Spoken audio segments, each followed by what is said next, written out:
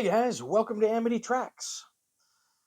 So, as you can tell, I am not in front of any records, my records, anybody's records.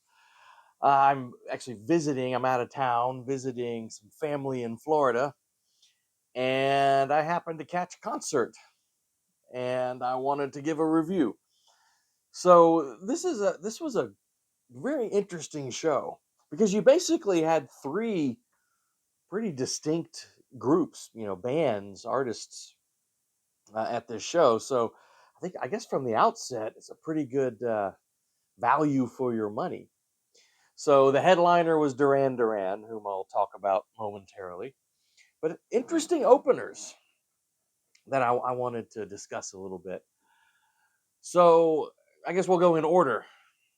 So this show started with Nile Rodgers and Chic. Obviously, it's was it Bernard Edwards is no longer around, and but it's I guess Nile Rodgers' current version of Chic, right? Now, I don't know how much you guys know about Nile Rodgers. A very interesting character. Chic, of course, hugely important in their own right. Kind of dance, kind of funky disco. I guess kind of those areas. Le Freak and Good Times. I mean, yeah, they had some legitimate hits. But Nile Rodgers has done a lot beyond that. He was one of the go-to producers in the 80s, co-wrote a lot of hits with big artists in the 80s. And I think the fun thing about so he opened, he was the first opener. And I think one of the things I enjoyed the most about his set is he wanted the audience to know how important he is. So he gave a little lecture about all the important stuff that he produced and co-wrote in the 80s. Even showed on the screen a little video clip of him winning a Grammy for such efforts. That might sound off-putting, but I mean, he was like so jovial at the same time while he's doing it. And I don't know, it worked because then he sort of proved it with his show. His show was fantastic. Had a great, well, whatever this current lineup of Chic is, backing him up. Great. I mean, whoever the guy is, killer bass player. Um, these two female singers who basically took the lead vocals on almost everything uh, were both fantastic. And he's up there just kind of doing his distinctive rhythm, rhythm guitar playing. And what was cool about his set is he played a lot of, I don't know, a lot, but a handful of Chic classics, as you would expect. I think they opened with The Freak, and Good Times was the closer, and a few other Chic tunes in between. But what was, I don't, at least to my ears, what was kind of cool about his set was once he gave this lecture about how he's the most important person in all of music history. um he and his very great band went through and played a lot of these songs that he had helped produce and or co-write. And so, we're talking Like a Virgin and Material Girl, from Madonna. We're talking about Modern Love and Let's Dance from David Bowie, right? And it was fun. I mean, it was cool. And especially on the Madonna tunes, I'm going to be honest with you, the two the two singers he had probably can sing those songs better than Madonna can at this point. Now, I think the keyboard player tried to do Modern Love, and the drummer tried to take on Let's Dance. It wasn't Bowie. But as far as the Madonna tunes, those, and I guess I don't understand why he didn't just let those two female singers do the Bowie songs too. I think they would have killed it. But anyway, but it was cool. I got to tell you, a little tear to my eye, not really, but almost a little tear to my eye to hear at least Let's Dance and Modern Love. The music being played in an arena again. Now that Bowie's been gone for a while, it's nice. Anyway, he was great. He was great. I mean, really got the audience going and revved up. He was great. So the second opener was Bastille. this I guess from the UK, right? I mean, obviously more recent. I kind of did a little research on it because I really hadn't heard much about it. Had 4 albums under their belt the past few years, and some hits. Which, when they started to play some of those hits, I kind of recognized them. So, oh, okay, that's them.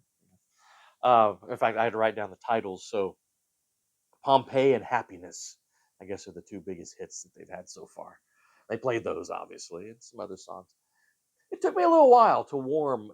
One, I can see why Duran Duran picked them. I mean, they're obviously sort of of the next generation, influenced by Duran Duran big time. This sort of great, catchy pop, kind of indie pop, but can have some little edge to it too. And it's kind of Duran Duran. Uh, I don't know. When they first started, I was a little skeptical. It took them a few tunes to really, but I'm gonna tell you, by the end of their set, they had won me over. Their lead singer, this guy Dan Smith. Um, it just seemed like it was kind of funny coming after Nile Rodgers. Dan Smith sort of was very humble, obviously happy to be there, to have an arena full of people. The kind of basically a basketball arena full of people. Listening to him, definitely honored to be on tour with Duran Duran and Nile Rodgers, two legends. And I don't know, it was kind of it was just sort of endearing. He was kind of witty and funny, made some self-deprecating jokes, and I don't know. But by the end of their set, they had won me over, both personally and musically. I think some of their songs were good. I don't know if I'm going to be searching out their material, but yeah, I liked them. I liked them. All right, let's talk about the main course. Duran Duran. Now, I had seen them once before. I don't remember the exact year, 2006, 2007, when they did that reunion tour of the original 5 members, kind of reunited for the first time since the mid 80s. That tour. They're touring for Astronaut, the reunion album. And that was great. I saw that show in Houston. It was great. This was great too, though. One thing you really notice about Duran Duran has very loyal fans. It was pretty cool walking through the arena. I got there a little early because, like I said, I'm not from where I am, where I saw the show, so I wasn't real familiar with the parking. So I just went down real early, and I was just kind of walking around and walking through the arena. And the key was I saw so many T-shirts from like all eras, decades of Duran Duran tours. People had shirts from the '80s, from the '90s. That was cool. Walking through arena, seeing all these T-shirts. I was kind of, just listening to conversations as I was standing around and walking around, and people were talking about old tours, and it was it was like a lot of these people in the crowd were real fans, and that was heartwarming. That was nice. That was nice. So I stood in line for 45 minutes to get a $45 T-shirt. It was worth it. I kind of like it. But I didn't have a Duran Duran T-shirt, so yeah, I'd get one. And anyway, so I guess that was the first thing. So I guess let's go to their show. They were great. They're all in their early, getting close to. I guess Simon Le Bon is the lead singer, is the oldest at 64, and they're all kind of in their early 60s. So not quite as old as some of the '70s acts, because they came around really in the '80s, so a little younger, but they're still in their 60s, early 60s. Simon's vocals were very good. I think he made a point of trying to show how strong they were. He was holding notes for a long time. He was really, and if you follow Simon Le Bon and his singing, you know that he's had some issues throughout his career about staying on pitch at times. Just think of the infamous "In Front of, I don't know, Half of the World," where he was at, at Live Aid when they were singing "A View to a Kill," and he goes off pitch. People still talk about that. And he actually got a little off pitch on View to. I guess View to Kill is really hard to sing because they played it. It was great. They played it last the other night, and it was great. So he got off a little bit here and there, but most of the night he was pretty strong. And I forget what song it was, but he got a little distracted and he forgot a verse in a song. So I guess all that proves that at least it was live, which is not a guarantee these days. So at least Simon was actually out there singing. Then he would be talking to the audience between songs. You can tell he's a little hoarse. I mean, he was working. He was working. It was cool. Hats off to Simon. Roger Taylor was great on drums. Nick Rhodes on keyboards, of course. But man, for me, John Taylor on bass. That guy is one of the great bass players in pop rock. Just he was killing it. Not only is he kind of one of the coolest dudes, around, but dude, yeah, I've said this before. You ever go listen to Bassline in Rio, and he was killing it when they played Rio, and other songs too. John Taylor's bass is such a key component to Duran Duran's music. He was great. They were augmented by this, I guess, this longtime guitar player who they've been with. They don't have Andy Taylor anymore, who unfortunately I believe is suffering from like stage 4 pancreatic cancer or something. So it's sad.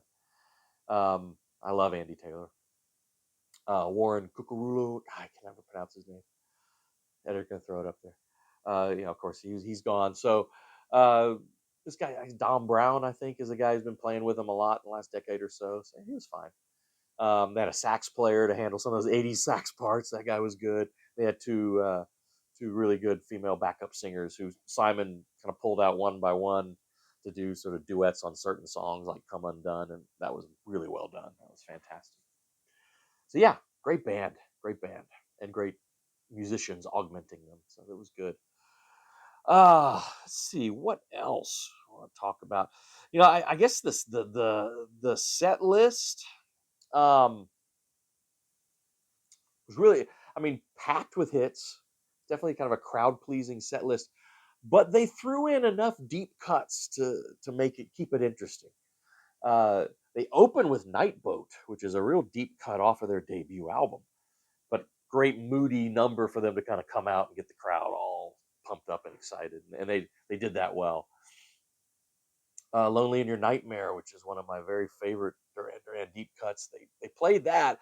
They did about half of it. I was all into it, but then they segged into a cover of Rick James's "Super Freak," which didn't really work for me because I was like so into the mood of that great "Lonely in Your Nightmare" song, and then "Super Freak" doesn't sound like that. It was kind of jarring. Like, oh man, I wanted you to keep going. But I counted there were 6 songs if you're looking at the American reissue version of the debut. 6 songs from the debut, 3 of them hits, 3 of them pretty deep cuts, which is cool because I think the debu's brilliant. About 4 tunes from Rio, only one tune from Seven and the Ragged Tiger. There was The View to a Kill from the James Bond soundtrack, Wild Boys from Arena, and Notorious from Notorious. So after all of that, that leaves only about like 5 songs beyond the '80s. Of course, the 2 big hits from the '90s, "Come Undone" and "Ordinary World," which was beautiful. And I don't know why they still do this, but they seem to want to keep putting songs in their sets from their pretty horrible covers album from the '90s, "Thank You," and they did "White Lines." They seemed really into it, but whatever, guys. And then 2 songs from their new album, or the recent album that came out last year, "Future Past," which is a fantastic album, by the way. And I wish they had featured more songs from the new album, but like I said, it was kind of, I guess it's mostly a crowd pleasing set list, but with some deeper cuts that I appreciated. So that was cool. Um, I got a, I got a pet peeve here, and this isn't actually anything new with concerts. Yeah, I've noticed this for decades of concert going. I don't understand for the life of me why people will go to a show, and I'm talking about the people next to me and the people that were right in front of them, up dancing the whole show, singing along, obviously know the songs, obviously fans of this band. But after the set is over, the main set is over, and there's an encore coming, they leave. I guess to beat the traffic in the crowd. I don't get it.